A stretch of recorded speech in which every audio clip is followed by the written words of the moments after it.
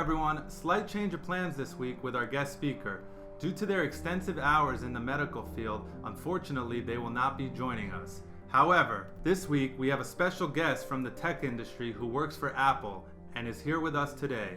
He is also a personal friend of mine, and I am super excited of the conversation that we will be having today.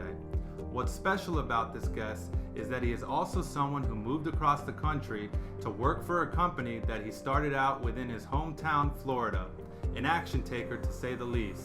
So now, without further ado, here is Anthony Bitetto. Anthony, how are you, bro? Great, Matt. Thanks for inviting me. I'm honored to be your first guest on this incredible show. When you approached me a few weeks ago about possibly starting this idea and the YouTube channel, I was super supportive. I thought that was a great idea.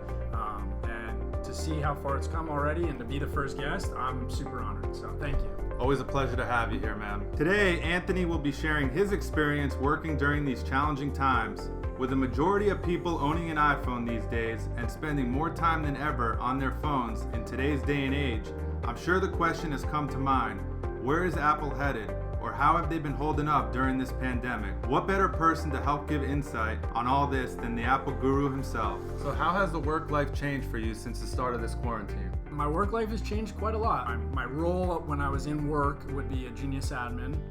When we're working in a store, that would be making sure that all the repairs are getting done on time, that customers are being contacted, that technicians are doing their job correctly, that we have all the supplies on hand. All of those things would be something that I would be in charge of.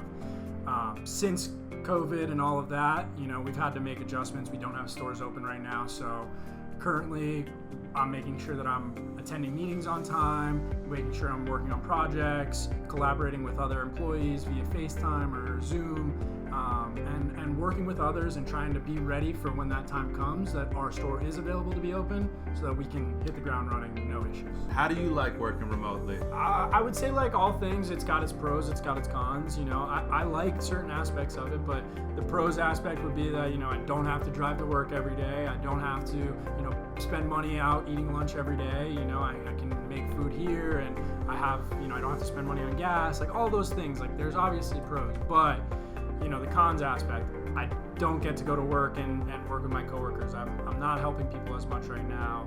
I'm definitely less active. I used to play basketball at the gym every week, and now I'm here and that's not even a possibility. So, making sure I'm stretching in between meetings and going on walks if I can. That's been important, but, I'm doing my best.